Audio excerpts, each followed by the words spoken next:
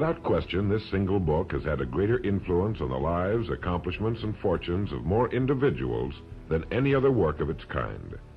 All over the free world, there are literally thousands of successful men in all lines of work who are where they are today because they once picked up and bought a copy of Think and Grow Rich, and they'll be quick to tell you so. I first discovered this remarkable book in the fall of 1949.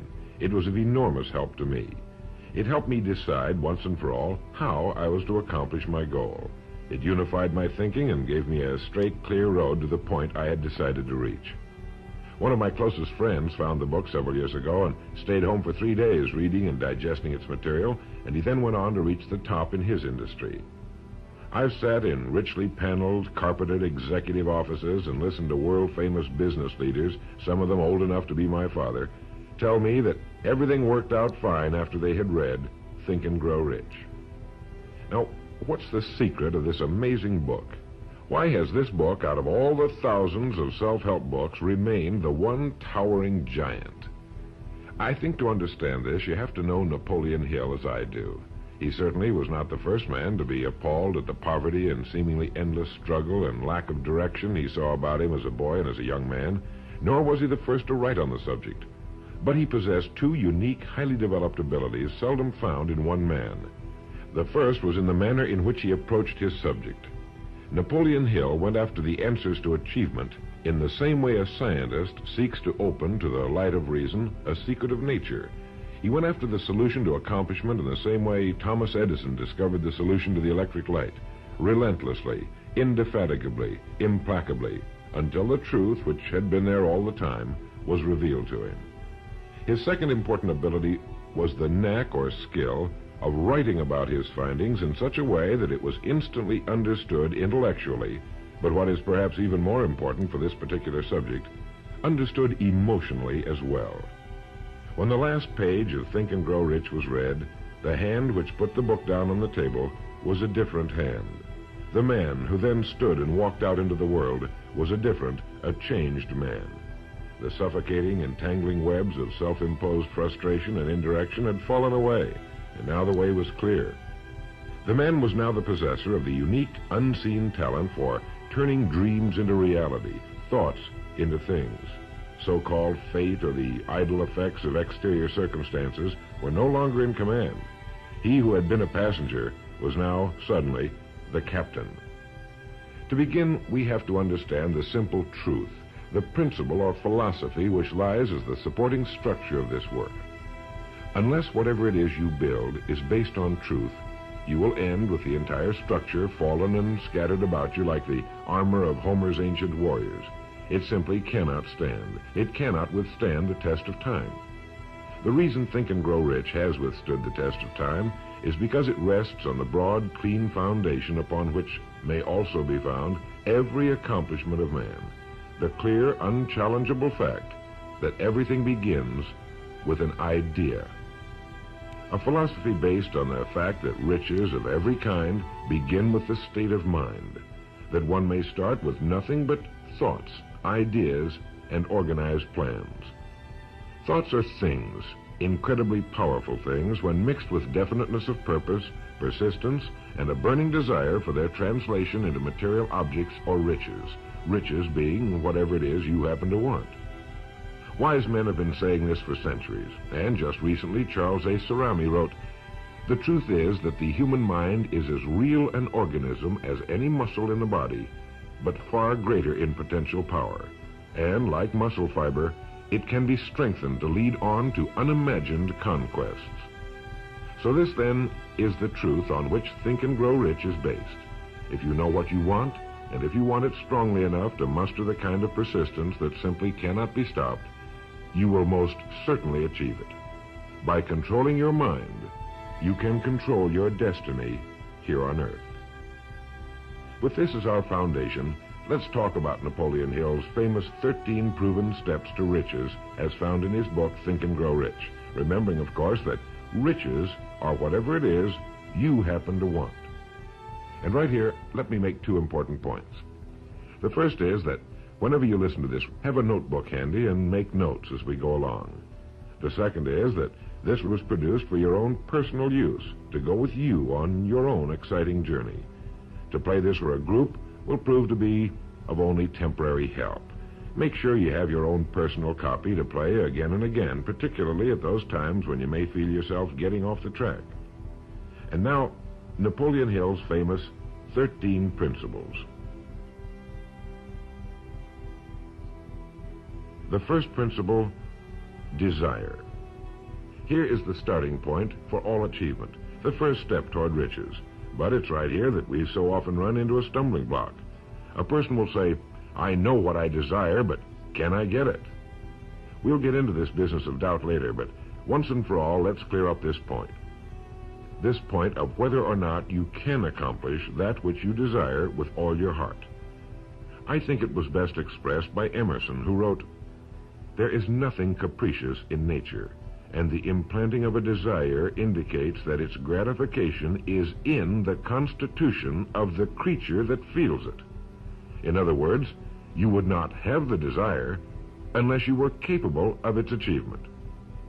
Each of us has a built-in governor, and our desires are modified by our abilities and leanings. Whatever it is that you desire with all your heart, understand once and for all that it can and should be yours. In Think and Grow Rich, Napoleon Hill cites example after example of why your burning desire is nothing more than an accurate picture of what you will one day become. So right here, firmly establish in your mind that which you desire more than anything else. For, as Helvetius put it, by annihilating the desires, you annihilate the mind. Every man without passions has within him no principle of action, nor motive to act. A good way to determine whether or not you really have a burning desire is to examine the way you go after it. If you go after that which you think you desire tentatively, timidly, in an attempt to play it safe, you don't have a burning desire at all. You can't get to second base if you keep one foot on first. But if you're willing to burn your bridges behind you and say once and for all, this is it, this is what I will do, and I will never retreat, I'll never go back, then you have the sort of desire that can only end in success. It takes that kind of resolve to be able to keep picking yourself up after the falls you're bound to take. The only people who don't make mistakes are those who never try anything. The timid feeders in the lagoon who never venture into the broad, deep sea beyond. While these principles will work for anything you may want, a more harmonious home life, a more successful career, for our example, let's say your desire happens to be more money, to better care for your family and provide for your future years, to get your share of the prosperity that lies ahead. Napoleon Hill gives us 6 definite, practical steps to follow. 1. Fix in your mind the exact amount of money you desire. It is not sufficient merely to say, I want plenty of money. Be definite as to the amount. There's a psychological reason for definiteness, which will be described in a subsequent principle. Number 2. Determine exactly what you intend to give in return for the money you desire. There's no such reality as something for nothing. 3. Establish a definite date when you intend to possess the money you desire. And 4. Create a definite plan for carrying out your desire and begin at once, whether you're ready or not, to put this plan into action. 5.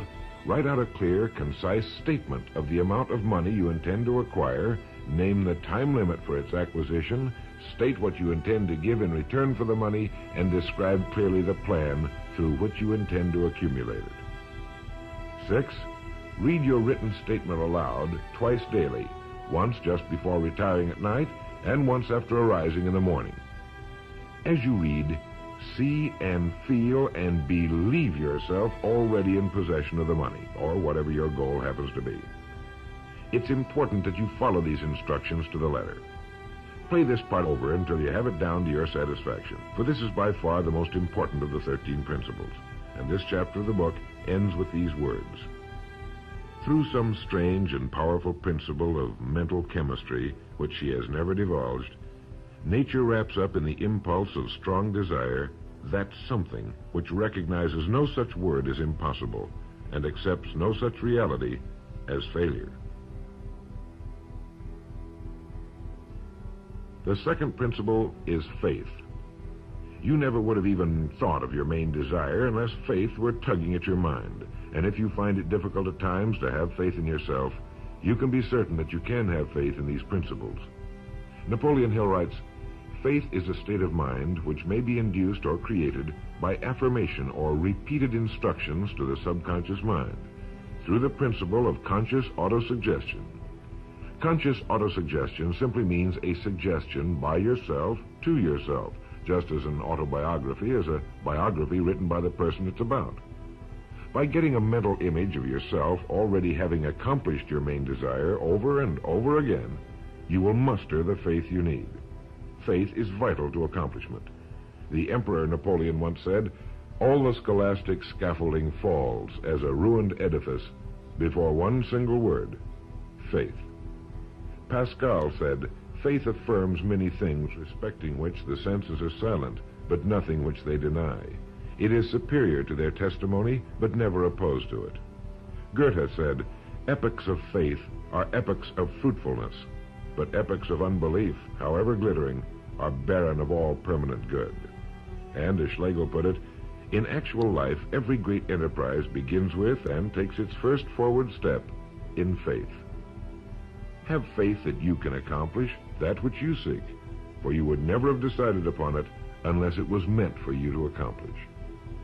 In his chapter on faith, Napoleon Hill gives us a self-confidence formula.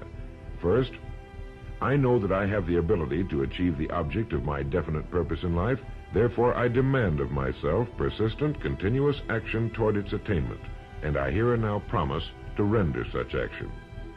Second, I realize the dominant thoughts of my mind will eventually reproduce themselves in outward physical action and gradually transform themselves into physical reality. Therefore, I will concentrate my thoughts for 30 minutes daily upon the task of thinking of the person I intend to become, thereby creating in my mind a clear mental picture of that person. Third, I know through the principle of autosuggestion any desire that I persistently hold in my mind will eventually seek expression through some practical means of attaining the object back of it. Therefore, I will devote 10 minutes daily to demanding of myself the development of self-confidence. Fourth, I have clearly written down a description of my definite chief aim in life, and I will never stop trying until I have developed sufficient self-confidence for its attainment. Fifth, I fully realize that no wealth or position can long endure unless built upon truth and justice. Therefore, I will engage in no transaction which does not benefit all whom it affects. I will succeed by attracting to myself the forces I wish to use and the cooperation of other people. I will induce others to serve me because of my willingness to serve others. I will eliminate hatred, envy, jealousy, selfishness, and cynicism by developing love for all humanity, because I know that a negative attitude toward others can never bring me success. I will cause others to believe in me because I will believe in them and in myself. In rereading Think and Grow Rich so that I could write this condensation for recording, I was forcibly struck all over again by this great chapter on faith, particularly the examples of how some of the world's greatest men have accomplished what appeared to be impossible through faith. The third principle is autosuggestion. Now, we've already touched on this. This chapter of the book tells us how, through repeated suggestion, the subconscious mind can be put to work for us. It is the faculty of being able to concentrate your mind on your burning desire until your subconscious mind accepts it as fact and begins to devise ways of bringing it about. Here is where hunches come from, sudden flashes of thought or inspiration, guidance. The instructions given in connection with the 6 steps in the second chapter will now be summarized and blended with the principles covered by Napoleon Hill's chapter on autosuggestion. First, go into some quiet spot, perhaps in bed at night, close your eyes and repeat aloud, so you may hear your own words, the written statement of the amount of money you intend to accumulate, or a careful reaffirmation of whatever your goal happens to be, the time limit for its accumulation, and a description of the service or merchandise you intend to give in return for the money. As you carry out these instructions, see yourself already in possession of your goal. For example, suppose that you intend to accumulate $50,000 by the 1st of January, 5 years from now. that you intend to give personal services in return for the money in the capacity of a salesman. Your written statement of your purpose should be similar to the following. By the first day of January, 19, whatever it happens to be, I will have in my possession $50,000, which will come to me in various amounts from time to time during the interim. In return for this money, I will give the most efficient service of which I am capable, rendering the fullest possible quantity and the best possible quality of service in the capacity of salesman of, and here describe the product or service you intend to sell or whatever it is you do for a living. It goes on. I believe that I will have this money in my possession. My faith is so strong that I can now see this money before my eyes. I can touch it with my hands. It is now awaiting transfer to me at the time and in the proportion that I deliver the service I intend to render in return for it. I am awaiting a plan by which to accumulate this money, and I will follow that plan when it is received. Second, repeat this program night and morning until you can see in your imagination the money you intend to accumulate. Third, place a written copy of your statement where you can see it night and morning and read it just before retiring and upon arising until it's been memorized. As you carry out these instructions, you are applying the principle of autosuggestion. The fourth principle is specialized knowledge. It is here that I think Napoleon Hill makes a very important point. Knowledge is power only to the extent that it is organized into a definite plan of action and directed to a definite end. To quote from the book, before you can be sure of your ability to transmute desire into its monetary equivalent, you will require specialized knowledge of the service, merchandise, or profession which you intend to offer in return for fortune. Perhaps you may need much more specialized knowledge than you have the ability or the inclination to acquire. And if this should be true, you may bridge your weakness through the aid of your mastermind group.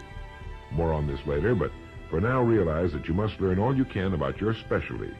Set aside a definite time every day for learning more about what it is you do for a living. Take the courses that are offered on your subject and associate with men who know your business well. The fifth principle is imagination. The imagination is literally the workshop wherein are fashioned all plans created by man. The impulse, the desire, is given shape, form, and action through the aid of the imaginative faculty of the mind. It has been said that man can create anything he can imagine. As Napoleon Hill says and teaches, whatever the mind of man can conceive and believe, it can achieve. Man's only limitation within reason lies in his development and use of his imagination and subsequent motivation to action. The great leaders of business, industry, finance, and the great artists, musicians, poets, and writers became great because they developed the power of self-motivation. Incidentally, one of the best books ever put together on this subject, if not the greatest, is Success Through Positive Mental Attitude by Napoleon Hill and W. Clement Stone. I suggest you get a copy from your bookstore at your earliest convenience. As you go about your daily work, think constantly of ways in which it could be done better, more efficiently. Think of the changes that are inevitable. Can they be made now? And if you feel limited, remember the words of the late Frank Lloyd Wright. He said, "The human race built most nobly when limitations were greatest, and therefore when most was required of imagination in order to build it all. Limitations seem to have always been the best friends of architecture." As you build your future from this point onward, don't concern yourself with limitations, but remember that they may be your best friends, since they require imagination if we're to rise above them. And as Beecher said, the soul without imagination is what an observatory would be without a telescope.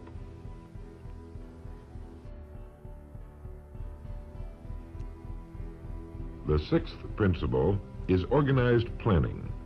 You have decided on your desire, your goal. Now let's organize the plan for its accomplishment, right on schedule. Let me quote again from Think and Grow Rich.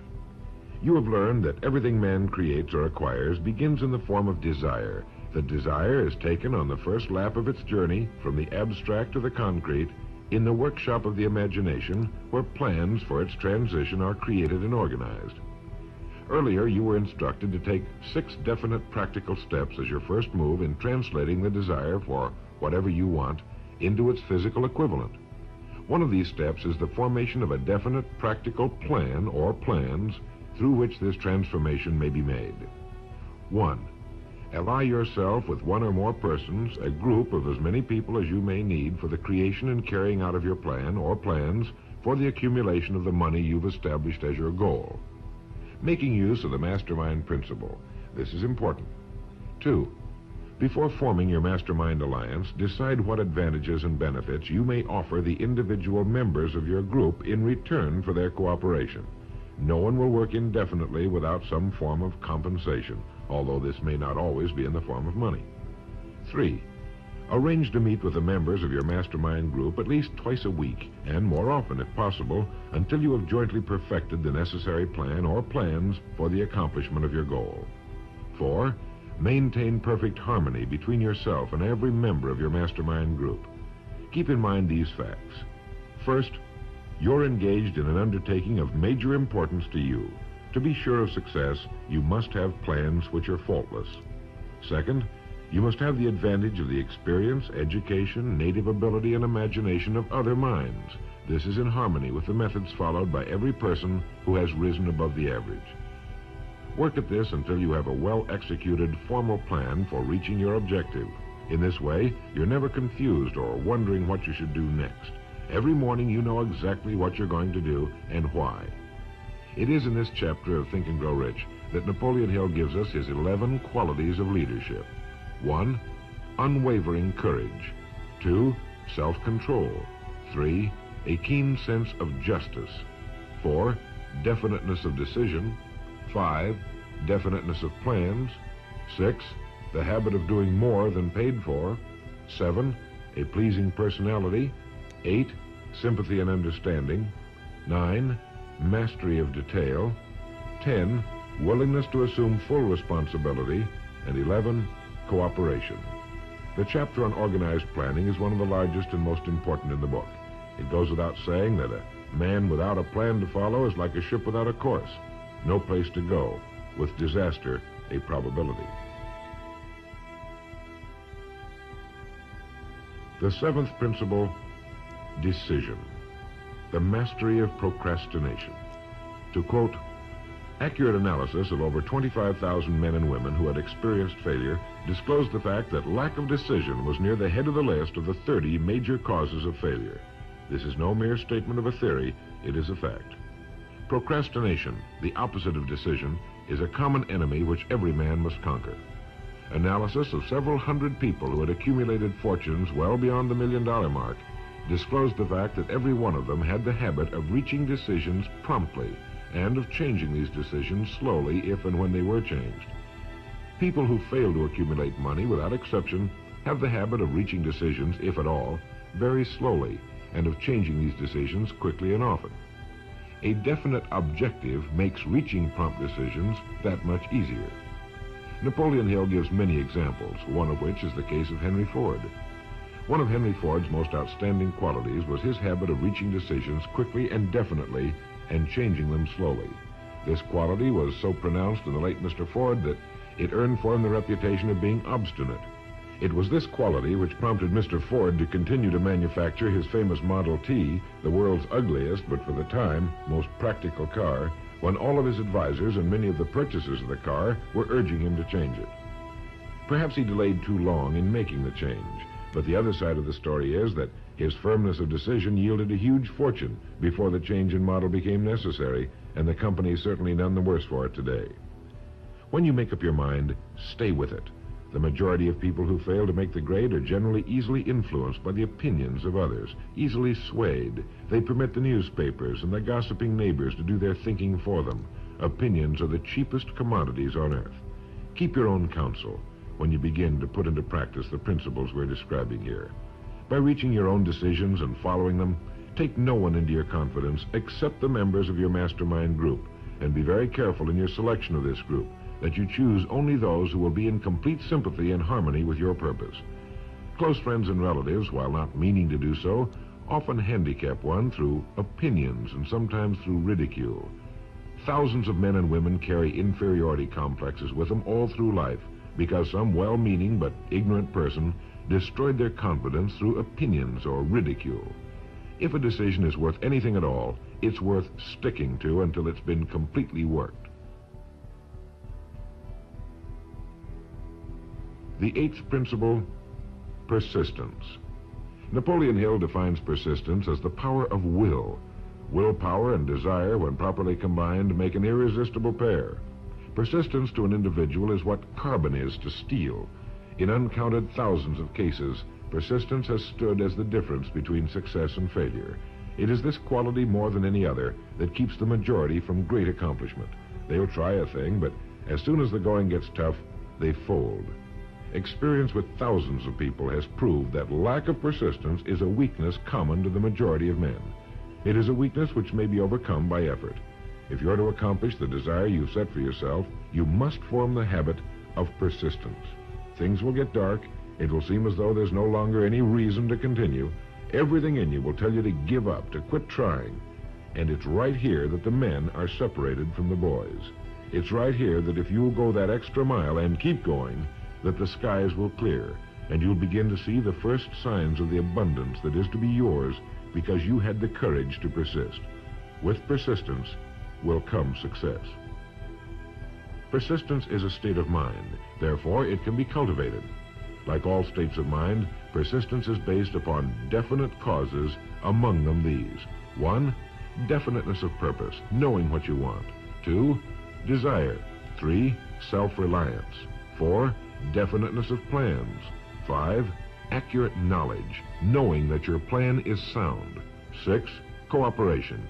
Sympathy, understanding, and harmonious cooperation with others tend to develop persistence. 7. Willpower. 8. Habit. Persistence is the direct result of habit. The ninth principle, power of the mastermind. It is in this section that Napoleon Hill describes the importance of forming a group of individuals sympathetic to your desire. They may be individuals with similar plans. A mastermind group can be made up of 2 or more individuals. No 2 minds ever come together without thereby creating a third invisible, intangible force, which may be likened to a third mind. You may have noticed many times that by discussing something with another individual, you suddenly get good ideas as a result of this association. Ideas you would not have gotten without this association. The same thing happens to the other person. A lot of good ideas have been born in individual minds as a result of having met in committee. Associating with your mastermind group is not meant as a means of letting others do your thinking for you. Far from it. It is to stimulate your own thinking through the association with other minds. No one knows everything. The more sympathetic minds you get together, and by sympathetic I mean working for a common purpose, the more related information is going to be available. And great ideas are a combination of related information. So pick the member or members of your mastermind group with care. Make sure they're people you respect and who are hard-working and conscientious. You'll have a lot of fun, and you'll all reach your goals just that much sooner. The 10th principle could be called enthusiasm. That is, the enthusiasm that comes from the channeling of all bodily drives into positive, worthwhile outlets. The 11th principle has to do with the subconscious mind. The subconscious mind consists of a field of consciousness in which every impulse of thought that reaches the objective mind through any of the 5 senses is classified and recorded, and from which thoughts may be recalled or withdrawn as letters may be taken from a filing cabinet. It receives and files sense impressions or thoughts, regardless of their nature. You may voluntarily plant in your subconscious mind any plan, thought, or purpose which you desire to translate into its physical or monetary equivalent.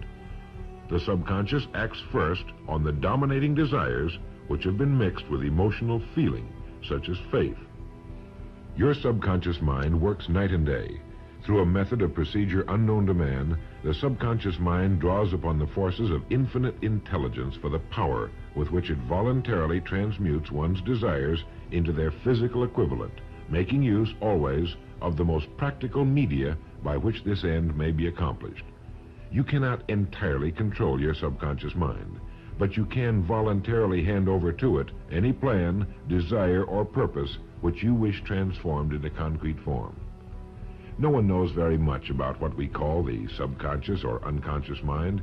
We do know that it is incalculably powerful and can solve our problems if we go about using it the right way. And the best way is to hold in your conscious mind as often as possible a clear picture of yourself already having accomplished your goal. You know what you want, define it clearly, and then project it on the motion picture screen of your mind. Hold it. See yourself doing the things and having the things you'll have when your objective will have been reached. Do this as often as possible as you go about your daily work, and particularly at night, just before you go to sleep, and the first thing upon arising. As you do this, your subconscious will begin to lead you in the most logical ways toward your objective. Don't fight it. Follow your sudden hunches, the ideas that come into your mind, knowing that it's your subconscious trying to get through to your conscious mind. If you'll keep at this, you'll be amazed and delighted by the wonderful ideas that just seem to come from nowhere. In the next principle, we'll talk some more about this sixth sense that seems to control the lives of the great men and women, but it comes from a systematic triggering of the subconscious mind. The lives of the great men and women, which seem miraculous to the average person, are nothing more than the fulfillment of their burning desires through the power of their subconscious minds. Time means nothing to your subconscious. A man could work steadily at his job for 40 years and not accomplish as much as is possible in 3 or 4 years through the proper working of this principle. Your subconscious mind cannot remain idle. If you fail to plant desires in your subconscious mind, it will feed upon the thoughts which reach it as a result of your neglect. Remember that you're living daily in the midst of all manner of thought impulses which are reaching your subconscious mind without your knowledge. Some of these impulses are negative, some are positive. You are now engaged in trying to help shut off the flow of negative impulses and to aid in voluntarily influencing your subconscious mind through positive impulses of desire. When you achieve this, you will possess the key which unlocks the door to your subconscious mind. Bulwer wrote, "The man who succeeds above his fellows is the one who, early in life, clearly discerns his object and toward that object habitually directs his powers. Even genius itself is but fine observation strengthened by fixity of purpose. Every man who observes vigilantly and resolves steadfastly grows unconsciously into genius." The key word there is unconsciously. Know what you want. Decide once and for all that it will be yours. Remain steadfast on course, propelled by faith, and your subconscious or unconscious mind will do the rest. The 12th principle, as outlined in Think and Grow Rich by Napoleon Hill, has to do with the brain. If you had access to all the wealth in the world and took a penny, you would be doing exactly what you very probably have been doing in the use of your brain. Nothing in the world is more pitiful than the misunderstanding by the average person of the power of his brain and the minds to which it is connected, the conscious and the subconscious. You own in your brain the most marvelous, miraculous, inconceivably powerful force the world has ever known. Take, for example, the fact that the number of lines which connect the brain cells with one another equal the figure 1 followed by 15 million ciphers. It has been determined that there are from 10 to 14 billion cells in the average human cerebral cortex. It is inconceivable that such a network of intricate machinery should be in existence for the sole purpose of carrying on the physical functions incidental to growth and maintenance of the physical body. This is the mechanism that has given us the supersonic airplane, our deep rocket probes into outer space, the sciences, the arts, all that we know and use today and will use tomorrow, have hatched from this small gray mass each of us carries around. Can you doubt, even for a moment, that it can bring you and yours everything you want here on Earth? Of course it can. If you will recognize your power as an individual and stop acting like those who have never even thought about it. Give it the job you've decided to accomplish and watch it handle it. The 13th and final principle is called the sixth sense. The sixth sense can be described as the sense through which infinite intelligence may and will communicate voluntarily without any effort from or demands by the individual. This principle is the apex of the philosophy. It can be assimilated, understood, and applied only by first mastering the other 12 principles. The sixth sense is that portion of the subconscious mind which has been referred to as the creative imagination. It has also been referred to as the receiving set, through which ideas, plans, and thoughts flash into the mind. The flashes are sometimes called hunches or inspirations. The sixth sense defies description. It cannot be described to a person who has not mastered the other principles of this philosophy, because such a person has no knowledge and no experience with which the sixth sense may be compared. The sixth sense is not something that one can take off and put on at will.